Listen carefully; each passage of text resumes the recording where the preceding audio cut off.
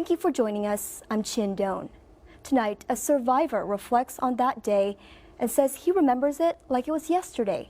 News on 6's Amelia Magavro joins us with more. Amelia? Chin, I spoke to 81-year-old Don Bewley, who was on the 7th floor of the Murrah Federal Building when the bomb went off. He says there isn't a day that goes by he doesn't think about the chaos and the friends he lost. It's a day that forever changed his life. Don Bewley said April 19, 1995 started off like any other day. I got up at the normal 5:15 time because I always wanted to be in the office at 7 o'clock. Don says he was 57 years old and says when the bomb went off, he was helping a coworker with her computer. He says if he had been at his desk, he would have fell 7 floors. I was in a bad spot.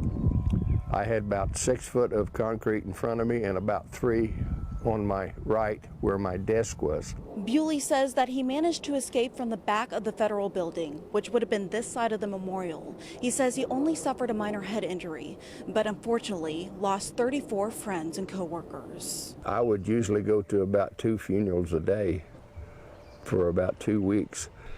And then it got to the point to where you had to make a decision on whose funeral you were going to go to because there was so many of them. Don tries not to dwell on the death, but says some days are tough. I think most of us had that thought too, you know, why not me? Why wasn't I one of them?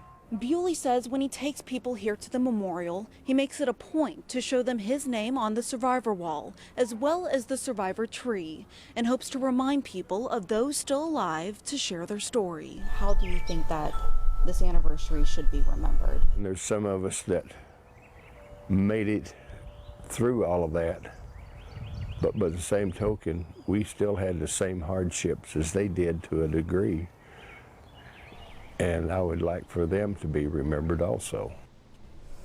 And Don even has pieces of the federal building with the date of the bombing engraved on them. He says they remind him to live each day to the fullest. Amelia Magavro, Oklahoma's Own, News on 6.